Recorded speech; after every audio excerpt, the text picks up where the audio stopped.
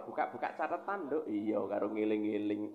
Man paman sing goyang jarang ngriku wau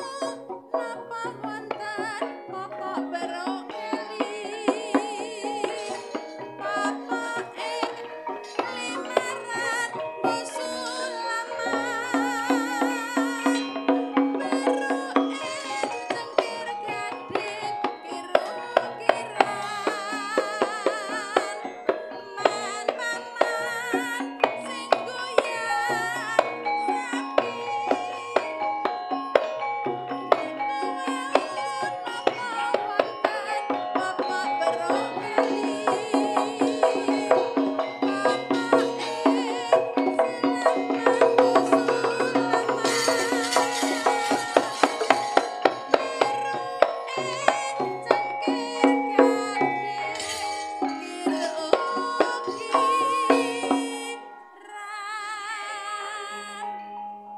Man paman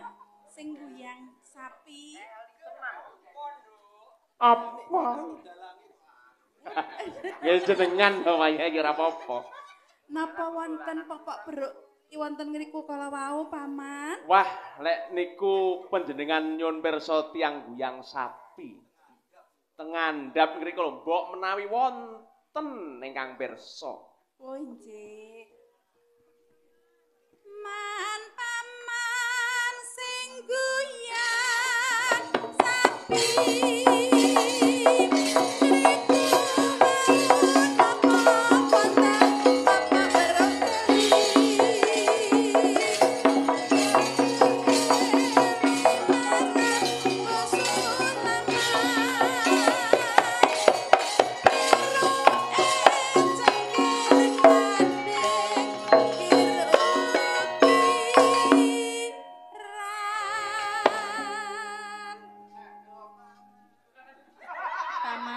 Dalem wonten ngriku wau napa wonten popok kula ingkang keli nggih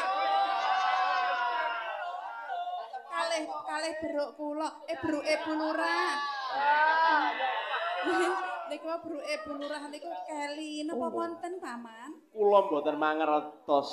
Ibu nanging wonten ngandhap menika wonten tiang guyang kebo utawi maesa cobi panjenengan nyuwun pirsa tiang guyang maesa wonten ngandhap ngrika oh nggih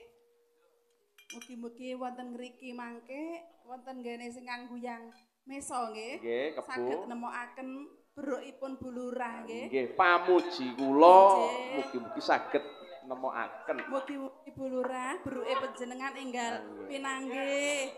nggih man paman sing guyang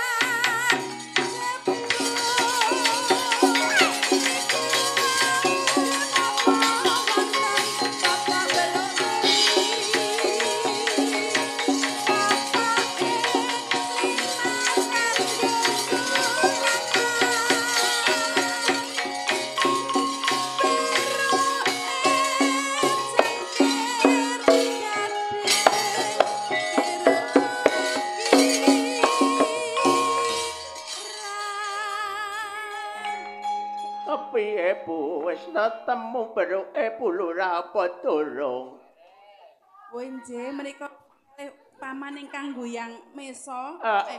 aku sing goyang maesa alhamdulillah sampun dipun pinanggihaken ya syukur saged jumurung menika ingkang manggihaken oh bapakmu ki ya ingkang manggihaken tuk tuk tuk tuk